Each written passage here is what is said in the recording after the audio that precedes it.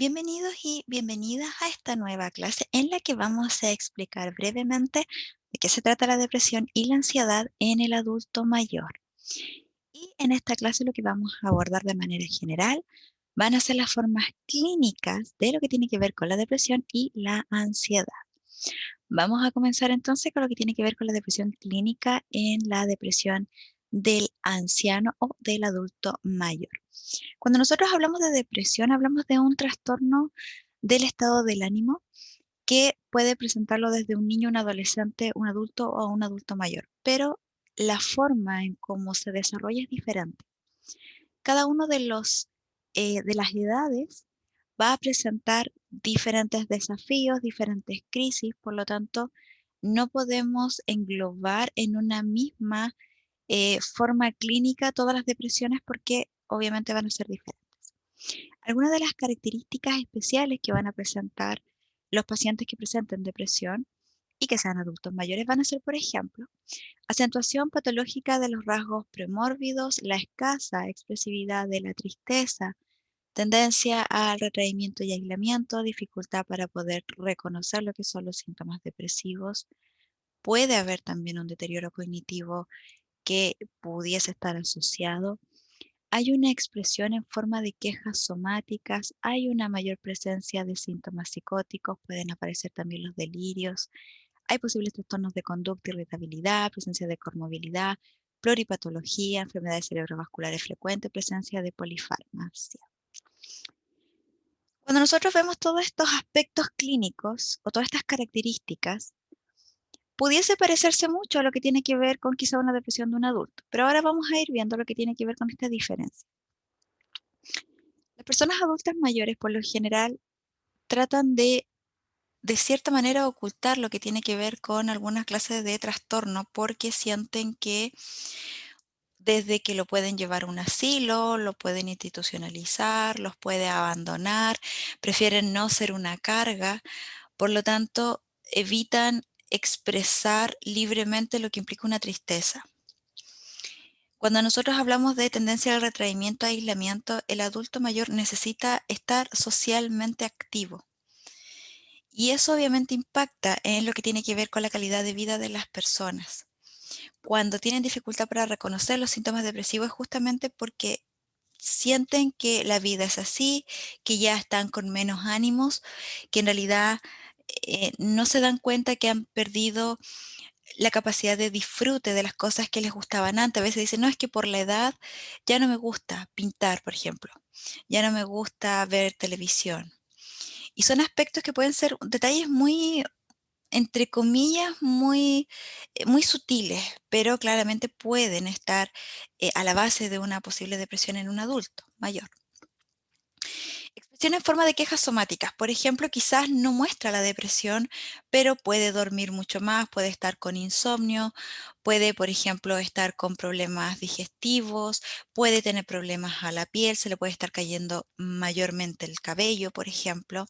Son quejas somáticas, es decir, presenta o mareos, cualquier aspecto que en el fondo pareciese ser que no tiene nada que ver con la depresión.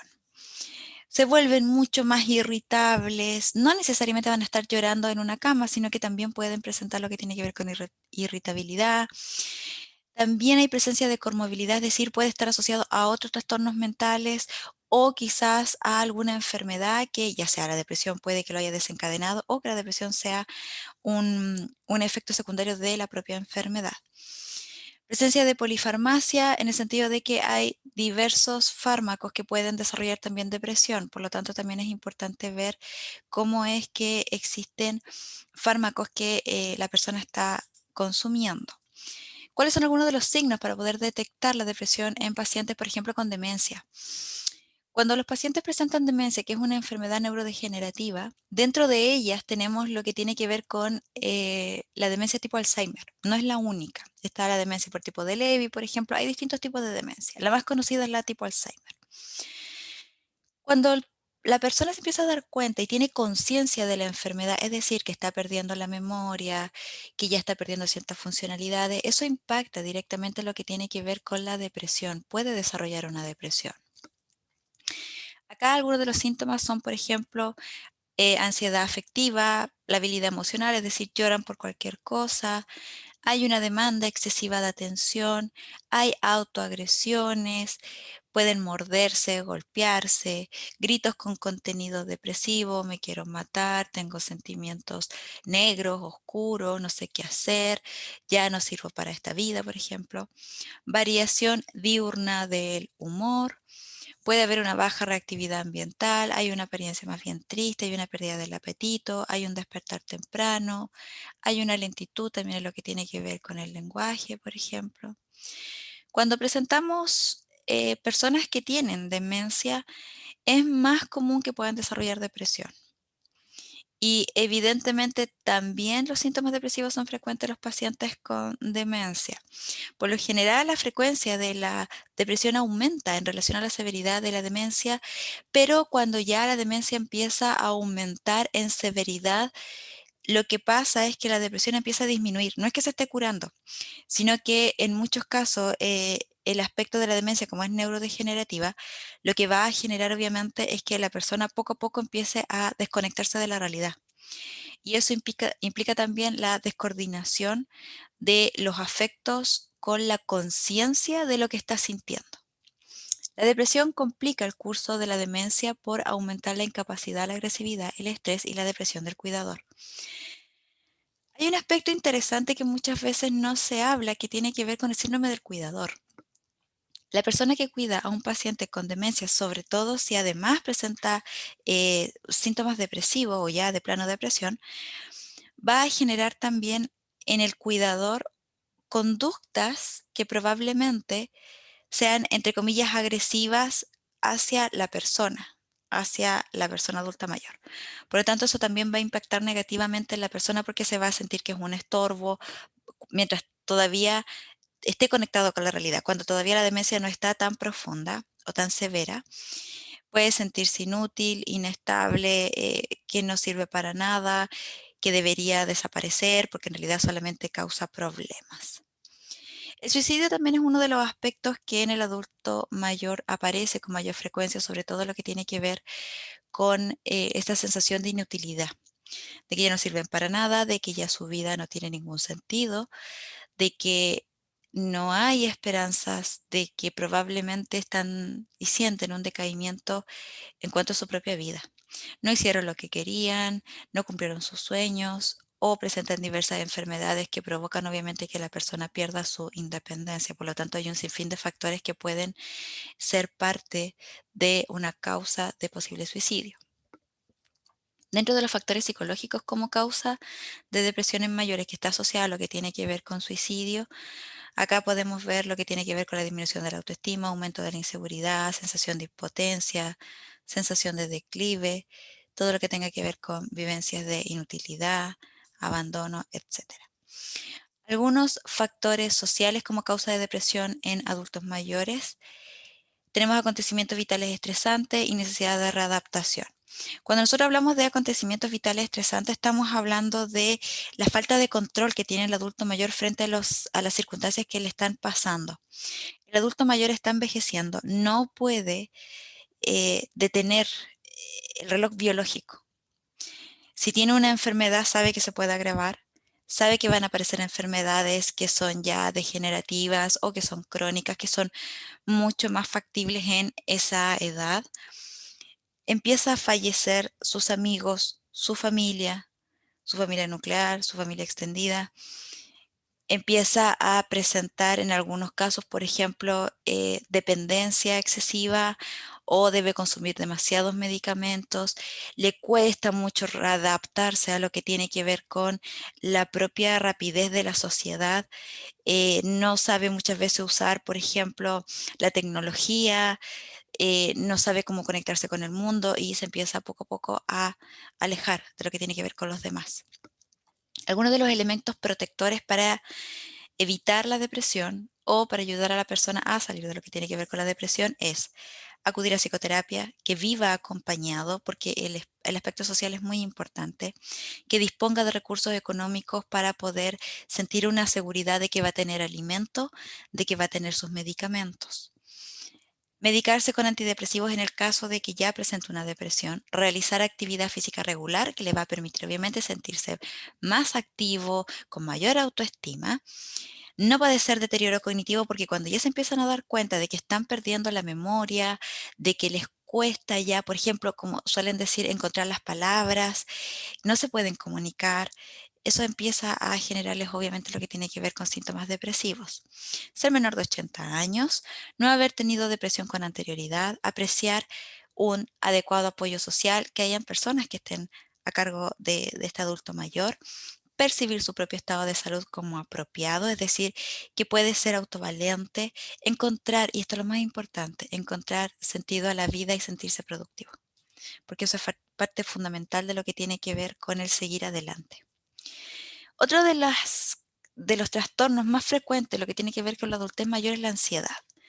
Dentro de lo que tiene que ver con las formas clínicas, siguiendo la clasificación del DSM-5, nos encontramos, por ejemplo, con el trastorno de ansiedad generalizada. Acá los pacientes van a presentar un sinfín de alteraciones a nivel psicológicas y físicas, van a estar hipervigilantes, todo lo que tenga que ver con su sistema simpático se va a activar, es decir, van a sentir que hay una situación de peligro. El cuerpo va a reaccionar y dentro de esa reacción va a tener, por ejemplo, tensión muscular, fatiga, sudoración, taquicardia, sequedad de la boca.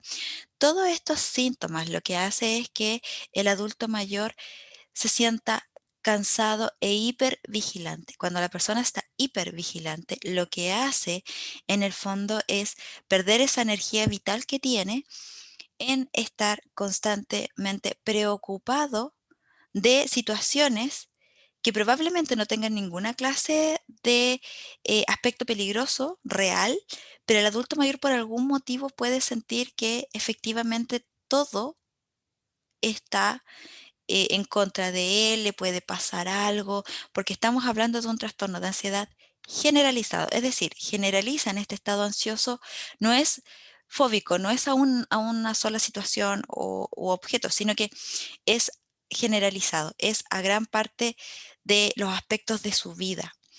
Eso va a generar obviamente un deterioro no solamente psicológico, sino que también físico, porque la persona está activa de manera negativa constantemente. El trastorno fóbico, por otra parte, desarrollan también síntomas de ansiedad, es decir, sienten taquicardia, se queda en la boca, etcétera. Pero en este caso es un temor persistente hacia un objeto, una persona, una situación, una actividad y por lo general los adultos mayores en donde más presentan trastornos fóbicos es, por ejemplo, lo que tiene que ver con la agorafobia, que son a los espacios abiertos, y también aparece lo que es la fobia social.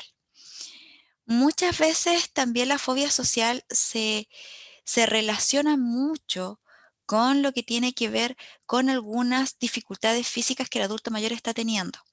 Por ende, empieza a sentir miedo de que, por ejemplo, si empieza a tener temblores con la mano o quizás tenga o ya ha empezado a desarrollar debilidad, por ejemplo, lo que son las piernas, que tenga miedo a caerse, que tenga miedo a que le pueda pasar algo con las demás personas o que, por ejemplo, no pueda desenvolverse correctamente en una situación puntual. Por ejemplo, que salga a disfrutar con familiares y le den la carta, por ejemplo, en un restaurante y no pueda leer o no pueda comprender lo que está leyendo y evidentemente eso poco a poco va a ir generando un temor irracional hacia cualquier situación social que implique exponerse y exponer también las falencias o dificultades que ha estado desarrollando. Cuando nosotros hablamos de trastorno obsesivo compulsivo, es un trastorno donde aparecen rituales en los cuales estos rituales son actividades que son completamente incoherentes, es decir, por ejemplo, cerrar 10 veces la llave del gas porque siente que lo dejó abierto, cerrar 5 veces la puerta con llave, asegurarse 15 veces de lavarse las manos. Son rituales. Ahora, el hacer un ritual como tal no es específicamente un trastorno obsesivo compulsivo, es simplemente un ritual. Pero si además a este ritual yo le agrego un delirio, es decir, un pensamiento persistente, rumiante, está constantemente, Y ese pensamiento dice, si tú, por ejemplo, si tú no cierras 15 veces la llave del gas, va a pasar algo terrible a tu familia, a ti o al mundo. Para uno es irracional, para la persona se lo cree. Por lo tanto, no es simplemente que se preocupe porque el gas se pueda salir, por ejemplo, no, sino que puede pasar algo terrible. Por lo tanto, eso hace que la persona en el fondo necesite realizar estos rituales para, entre comillas, que disminuya lo que tiene que ver con estos pensamientos obsesivos y rumiantes. El problema de esto es que evidentemente la persona está frecuentemente intervenida o interferida en su rutina por estos rituales. Vive por esos rituales. Muchas veces puede haber, por ejemplo, en el caso de adultos mayores, lo que es una ideación obsesiva religiosa, puede ser también obsesionarse compulsivamente por la seguridad de su familia o por ejemplo, lo que son los gérmenes, la bacteria o ahora mucho más los virus o el virus. Por lo tanto, genera lo que tiene que ver con esta forma de pensar completamente irracional, pero que la persona siente que necesita realizar ese ritual para que no vaya a pasar nada.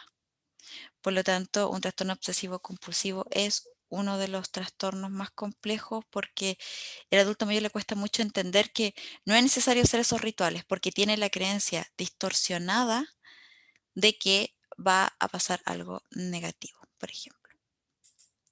Y eso ha sido toda esta breve clase. Muchas gracias por su atención y si deseas recibir obviamente el manual gratuito de esta clase, lo único que tienes que hacer es dejar tu correo electrónico en el enlace que aparece en la publicación y con mucho gusto obviamente te lo enviaremos.